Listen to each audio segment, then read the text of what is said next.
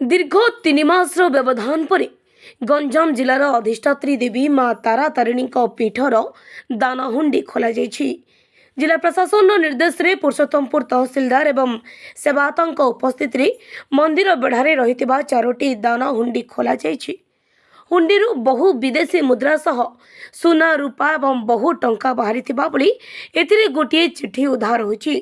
प्राय 20 रु ऊर्ध्व कर्मचारी माने समस्त सामग्री गणना लगी दान हुंडी माँ तारा तारिणी को निजर एवं परिवार सदस्यों को दुख कष्ट दूर में रखापी छोट छुआटी माँ को गुहारी करिथिबा चिठी समस्त मन को छुई। कविसूचन गुरु कृष्ण नाहक रिपोर्ट जिला खबर। नहीं देखो समस्त को नमस्कार। माँ तारा समस्त मंगल करतु। प्रथम कथा आम लास्ट अक्टोबर 16 तारीख दिन आम हुंडी खोला आज आम हुंडी खोला जेहेतु आम चैत्र आगू चैत्र मास अच्छी चैत्र मास पूर्व आम जमी सफा सुतुर जमी करने गोटे आम हुंडी खाली तार करने व्यवस्था कलु आउ से परिप्रेक्षी में आज आम ओन ऑफिस स्टाफ समस्त नहीं आम एटी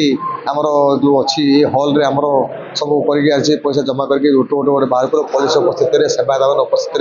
सब आसी बाहर करागला आ सब प्रकार देखागला जहाँ जहाँ जिन बाहरी से बाहरी हार बाहरी सुनार हार बाहरी आउ सुनार गोटे मिश्र बाहरी सब जहाँ जिन बाहरी सब गुड़ाक आम बैंक नहीं पैठ हम सब गुड़ाक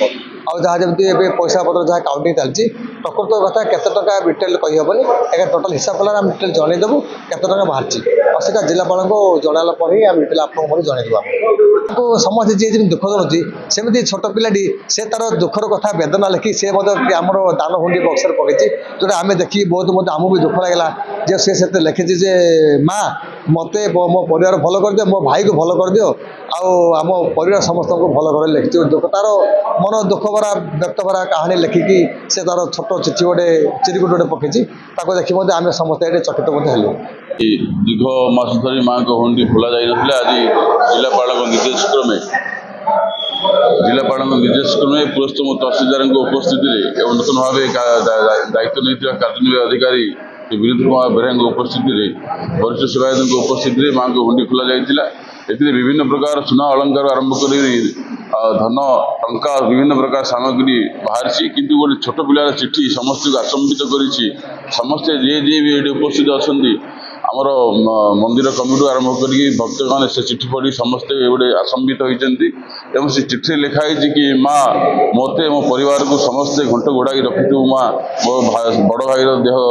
सुस्थ कर दियो मो जेजेमा जेजेबापा को सुस्थ कर दियो तेनाली ए प्रकार जो भाव ए प्रकार जो भक्ति नहीं गोटे छोट पिला माँ को चिठी लिखी निश्चित भाव में स्पर्शकारित विषय और मुझे श्रीअंग लगी सेवायत हिसाब से श्री भगवती माँ तारिणी को आह्वान करी माँ दया करुणा आशीर्वाद भिक्षा करी कि से छोट पिलार मनस्कामना पूर्ण हो परिवार समस्त सुख प्रदान करते माँ।